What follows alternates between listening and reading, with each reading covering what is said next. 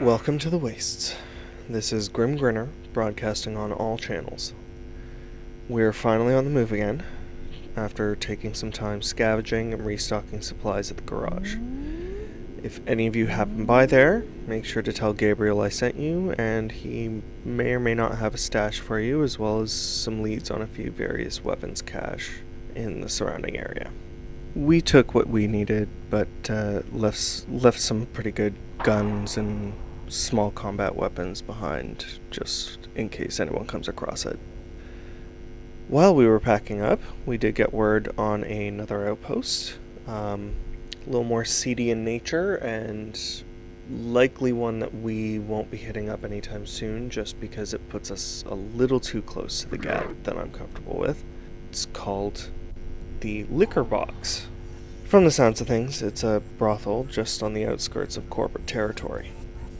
So the owner of Lykker Box, another former raider turned business owner by the name of Lykker, seems to have put out a bounty on a merc by the name of Joe Thrasher. Sounds like Joe here came in for a good time, courtesy of the corporate funds he had received for helping secure an older power station.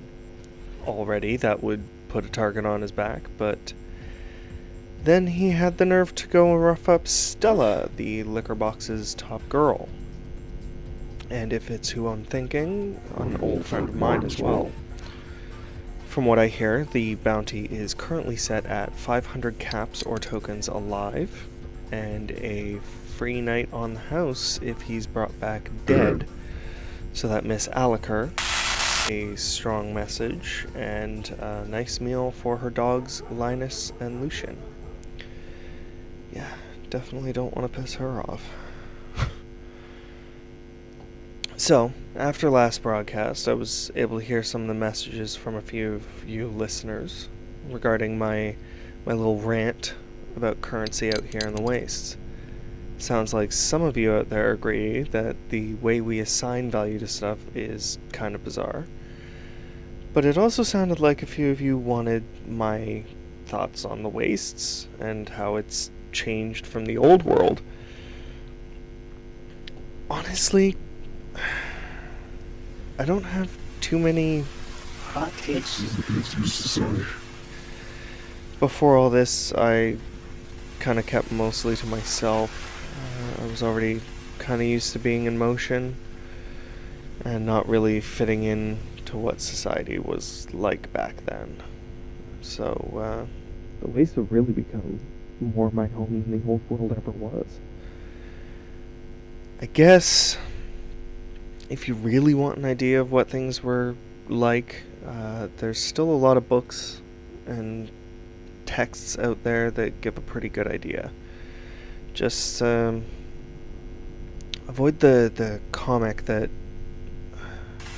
still don't know how it survived the end. Nightmare Institute. It's good fun, but not really that much of a representation of the pre-waste life. Moving on. While I don't have much in the way of talking about the old world, I would like to try and offer useful advice and tips for surviving out there. CJ and I have been tooling around for a while, and we've made it this far with just a few bullet and knife wounds and only being tied up for a snack a couple of times. So, for the first, I guess, segment of Grimm's Waste Survival Tips, I'm gonna talk about knives. Now I know what you're thinking. Of course knives are important in the wastes. What's this guy gonna tell me that I don't already know? And yes, you're probably right to think that. Out here, knives are probably the easiest thing you can get your hands on to defend yourself with. I've seen wastelanders and raiders turn the tides of a fight with just one knife in their boot. But knives are a bit more versatile than just being able to shank the raider or feral flying at your face with bloodlust. And bigger is not always better. I actually make a point of hiding a few smaller ones on me, tucked in smart ways to both avoid stabbing myself and avoid being found on me when I'm captured and tied up. Hell, there was this one time. A nasty pack of ferals had grabbed me and were jabbering amongst themselves, I think, on how to cook me. Of course, they hadn't checked me very well, because, ferals. I mean, they took my guns and they took my barbed wire bat. Batsy is her name. But failed to notice that I had a particularly nice switchblade in the back of my jeans. Of course, they're sitting and arguing, and I slice the ropes and get a jump on the leader. After that, the rest of the pack backed off, since, they're not really gonna take on someone that shows they know how to use a weapon. They may not be able to use them much anymore, but they certainly know what they can do. And I mean, knives are easy to come across and even easier to make. You can turn shards of random metal into a knife, and you can probably find no end of butter knives out in the wastes. Sharpen one of those up, or even leave it dull, it'd probably hurt more. Of course, it is a good reminder to knives are also used for food.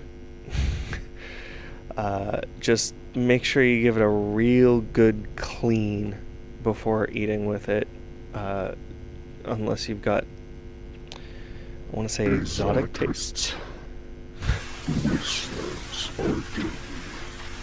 So I think what I'm getting at with knives is that they should never be underestimated for their usefulness. Most people would kind of opt for guns and other ranged weapons, but they have limited ammunition. And if you can learn to throw a knife, you can have a much more permanent ranged weapon solution. You can take out someone's leg and then run over, pull the knife back out, end the raider, and keep going. And then you still have that knife at the end of the night. Or day. Whichever you're fighting during. On that note, I should probably wrap up for today. We're on the road towards another outpost known as the Bakery. I don't have too much information on it, but it was on the map that Gabriel gave us to help plot our course on our mapping equipment. It's not too far off course en route to Burr Black, but be good for a quick resupply and rest as long as it's not crawling with too many raiders or creeps. And rumor has it they may also have some information towards Garden Town, so would be really interesting to maybe check that out. This is Grimm Grinner on all channels, signing off.